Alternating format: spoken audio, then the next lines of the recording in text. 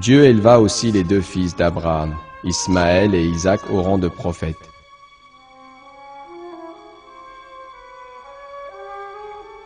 De par leur dévotion, ils furent des serviteurs élus de Dieu. Dieu mit à l'épreuve le prophète Abraham ainsi que son fils Ismaël à travers un sacrifice. Abraham vit en rêve qu'il devait sacrifier Ismaël. Cette situation met bien en lumière la force de l'obéissance et de la soumission de ces deux prophètes envers Dieu. Cet événement est transcrit dans le Coran sous la forme de ces versets.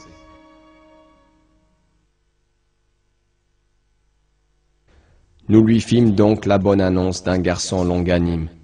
Puis quand celui-ci fut en âge de l'accompagner, Abraham dit : « Ô mon fils, je me vois en songe en train de t'immoler.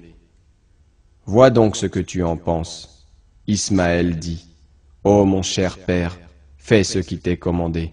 Tu me trouveras, s'il plaît à Dieu, du nombre des endurants. » Puis, quand tous deux se furent soumis et qu'il l'eut jeté sur le front, voilà que nous l'appelâmes : « Abraham, tu as confirmé la vision. C'est ainsi que nous récompensons les bienfaisants. » C'était là, certes, l'épreuve manifeste, et nous le rançonnâmes d'une immolation généreuse. Dans son commentaire, Omer Nassoui Bilmen fait le rapport suivant.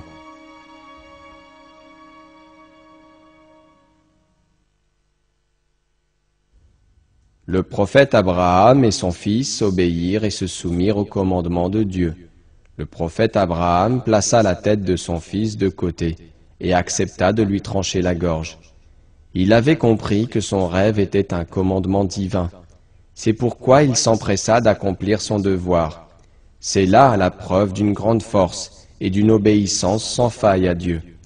Ensuite, Dieu le bénit, lui ordonnant de sacrifier un animal à la place de son fils, lui épargnant une tragédie.